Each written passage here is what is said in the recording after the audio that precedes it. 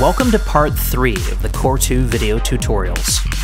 In previous videos, we've shown you some of the ways the Core 2 browser can make finding sounds easier. This tutorial will go further in depth with the browser, showing you how you can manage search results, sound attributes, and import presets from third-party instruments. Core's browser works by searching the Core Sound database to pull only sounds that match the criteria you choose. It's able to do this because all Core sounds have specific categorical tags attached to them, tags such as dark or percussive.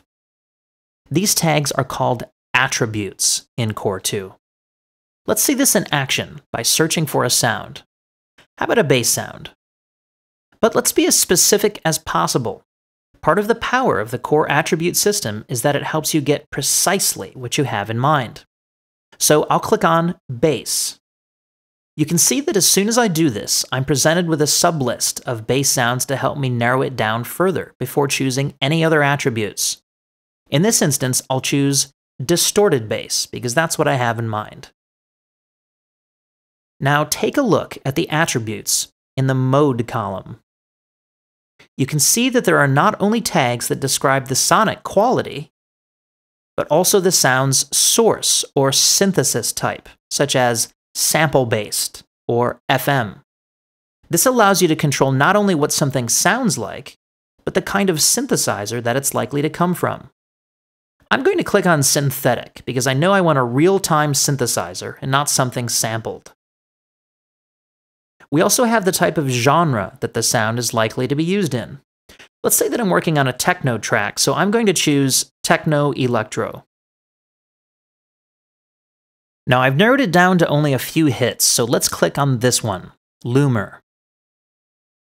Notice that when I click on it without loading it, I'm shown all the attributes that are actually on this sound via checkboxes.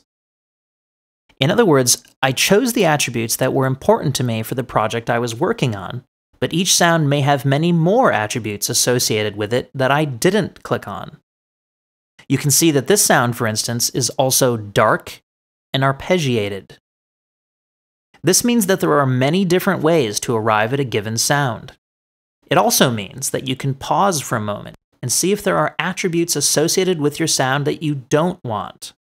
I could choose not to load this sound if I, for instance, know that I don't want something arpeggiated.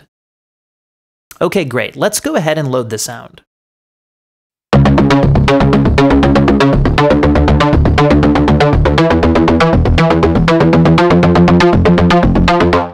Sure enough, it meets my selection criteria.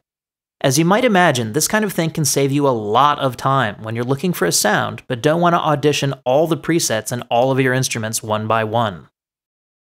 Now, using attributes is easy, but there's also one other way to search for sounds, using the text search box. You may remember our using it in one of the previous tutorials. This is an internet-style search box, into which I can type anything relevant about the sound. For example, if I remember the exact name of a sound I was using a few days ago, I can type that name, and only that sound will appear in the search results. The really useful thing about the textual search is that whatever is typed here works in addition to the categorical search. So if I now type FM8 into the text search box, it will not only pull up sounds coming from the Native Instruments FM8 synthesizer, but it will pull up FM8 sounds with the tags I've already specified.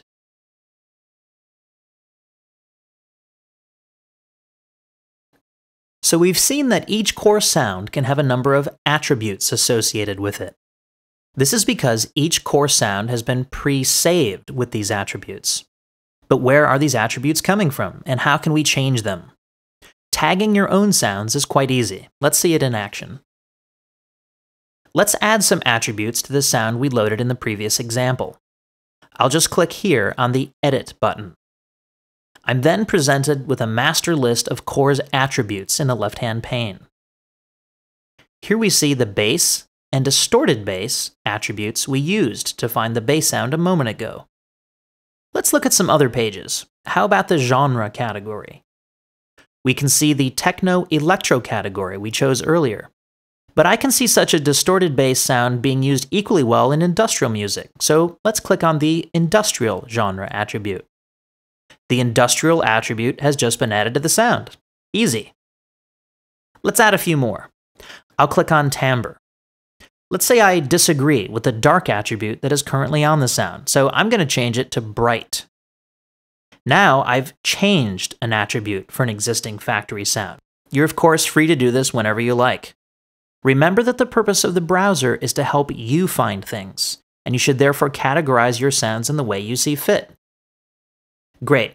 Take a look at the information in the right-hand pane here. You can see a series of text fields into which you can freely type whatever you like.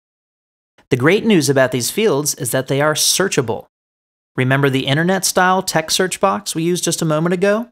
Well, the text search box not only searches the attributes for a given sound, but also the contents of these text fields.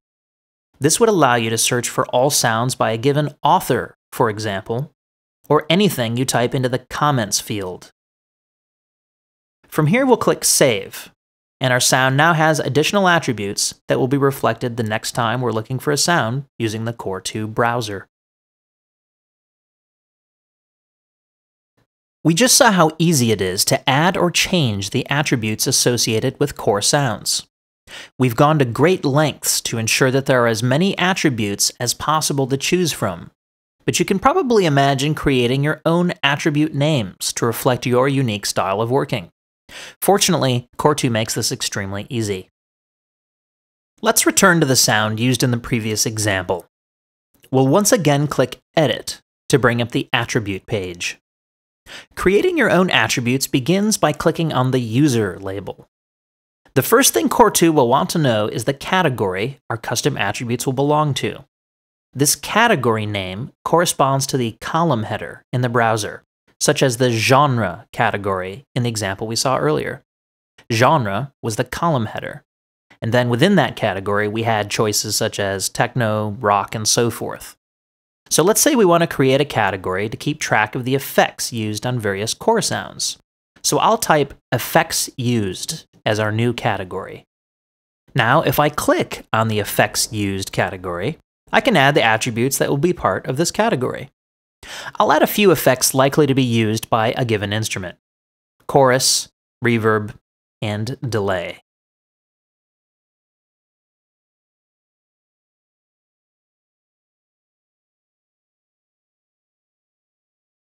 We're done. We've just created a new category and its associated attributes. Now all we need to do is add the column to the Core browser. So I'll cancel out of saving this sound, and now I can add our new column anywhere in the Core 2 browser that I wish. How about here? I need only right-click and choose our new category from the menu. There they are. Our new attributes will behave exactly like the factory attributes, and we can add them to any sound we wish, and they will be saved accordingly. As you've probably noticed, Core 2 comes with a lot of great sounds on board. Plus, if you own Komplete 5 or any native instrument synthesizer, all the presets have been saved as Core sounds and tagged with appropriate attributes. Since Core 2 is capable of loading any VST or Audio Units plugin, however, you may want to import all the presets from a third-party instrument so that they show up in the Core 2 browser. As you might guess, this is really easy to do.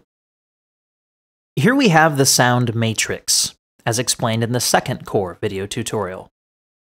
I'm going to add the freeware instrument called Iblet into the first sound channel.